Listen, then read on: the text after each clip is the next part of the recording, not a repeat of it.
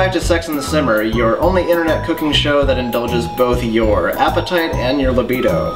On today's episode, we're going to be creating the Fakin Explosion, which is basically the vegetarian and way more healthy version of the Bacon Explosion.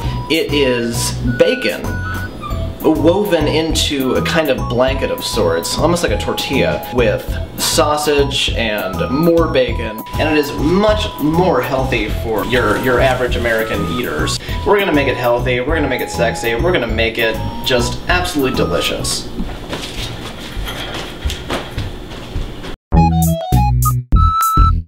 The Fakin Explosion in and of itself is one of the most fun things to make, and especially one of the most fun things to make for other people. The first thing that we have to do is to weave basically a bacon tapestry.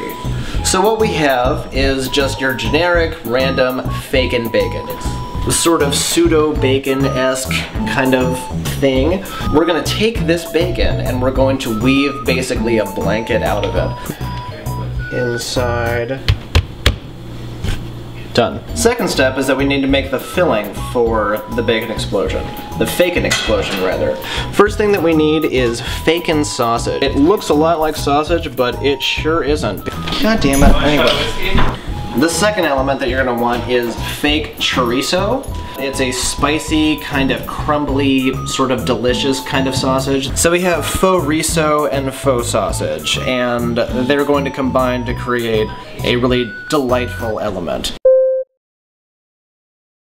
We're going to cut our onion in horizontal ways, like so we can dice it really easily. And so we're going to start out by sauteing the onion in this little fry pan really quickly. We're going to use some extra virgin olive oil. Excellent masturbatory aid.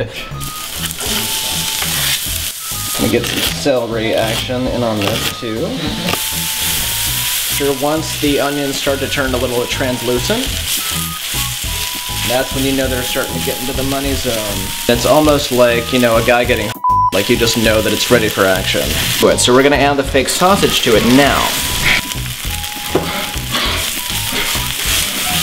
And now we're gonna add the seasoning to our fake meat mixture, to our Fakin Explosion, rather. So we're gonna use some chili powder. We're also gonna use some celery seed, about a tablespoon. I'm gonna use a half teaspoon of coriander. Combine it to the Fakin bacon, and we're gonna roll it up like a burrito.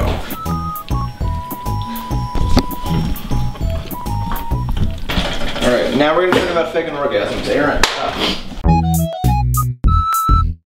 And since we're talking about a Fakin Explosion, it only seems apropos to talk about faking orgasms, which we all have done, male or female. Tell me about your last instance where you had to fake an orgasm, and why did you do it? My last one. He kept going and doing things with these and doing things with this that were not, and it just wouldn't end, and there was nothing there. Did you try to, at any point, direct him in how to do it better or anything like that? Yes, and it just got worse. Then you should be able to, not unlike one of the airport traffic controllers, you know, directing them this way or that way, you should be able to say, look, it's not going well for me, so in order to pleasure someone in the future, maybe you should consider not doing that. Maybe you should buy a book. There is no reason to be in a situation like that and do a terrible job at it. It's about time. I mean, none of it's actually made, so we can just take it out. Here we go. Ooh, it's crispy! And so all we have to do is douse it a little bit with some barbecue sauce. So all of your vegetarian friends who like sex, which I would assume is all of them, will be very, very excited about this whole thing.